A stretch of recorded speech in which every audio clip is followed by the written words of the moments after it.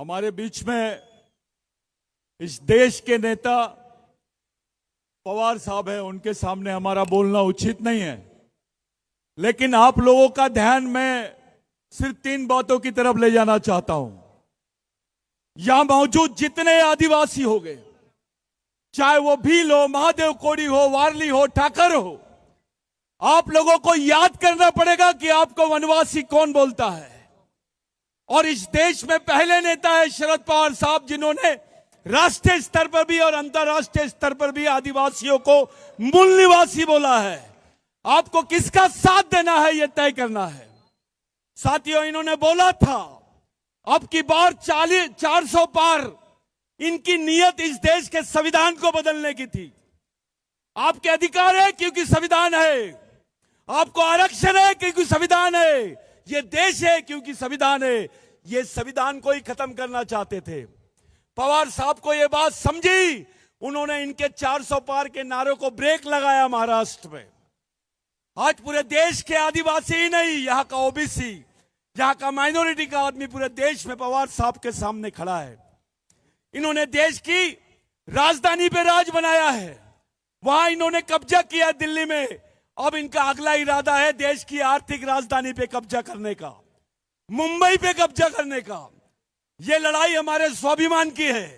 Vote हम देते हैं और प्रोग्रेस गुजरात का हो रहा है। यहां तो पुलिस भी गुजरात की दिखाई दे रही है।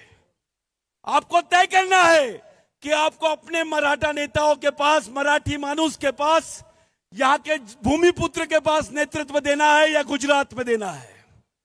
आपका वोट आप अपने क्षेत्र के लिए देते हो, राज्य के लिए देते हो। विकास गुजरात का हो रहा है। साथियों, ये इलेक्शन कोई साधारण विधानसभा इलेक्शन नहीं है। पूरे देश की नजर महाराष्ट्र पे है। हमको तय करना है आने वाले 20 तारीख को इस महाराष्ट्र में एक ऐसी लहर चल रही है, यहां का जवान से लेकर बूढ़ा आदमी पवार साहब के साथ में खड़ा है, उनके नेतृत्व के साथ में खड़ा है, महाविकास आघाड़ी के साथ में खड़ा है। मैं आदिवासी भाइयों से, यहाँ के माइनॉरिटी के भाइयों से विनती करता हूं कि इस बार कोई गलती नहीं करना है। अगर आपको संविधान बचाना है, देश को बचाना है, अपने अस्तित्व को बचाना है, तो इस आघाड़ी को जिंदा रखना पड़ेगा, इसको विजय बनाना पड़ेगा। आप लोगों के लिए, हमारे लोगों के लिए यह अग्नि परीक्षा है। यह चुनाव नहीं है, हमारे लिए सामाजिक चुनौती है। यह बात आपको ध्यान रखनी पड़ेगी। ये जमीन पवित्र भूमि है, ये राघोजी भांगरे की जमीन है। यहां पर आप लोगों को वो क्रांति करना है जो राघोजी भांगरे ने संभाजी महाराज के विचारों से प्रेरित होकर की थी। हम तमाम लोगों के सामने ये प्रश्न है कि हमको किधर जाना है। आपको निर्णय लेना है। यहां से जाते जाते अपने गांव के हर एक आदमी को बताना है। खास करके आदिवासी भाइयों से विनती करता हूं, हम जिस तरफ जाएंगे सत्ता उस तरफ आएगी। आपको तय करना है और पूरी ईमानदारी के साथ में आघाड़ी का साथ देना है।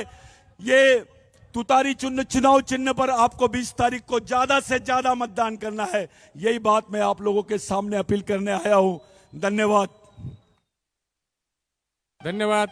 यानंतर मी पवार साहेबांना विनंती करतो की त्यांनी हरिभक्तपरायण अशोकराव महाराज काळे, संत जगद्गुरू श्री संत तुकाराम महाराज जनसेवा प्रतिष्ठान पुणे यांच्या वतीने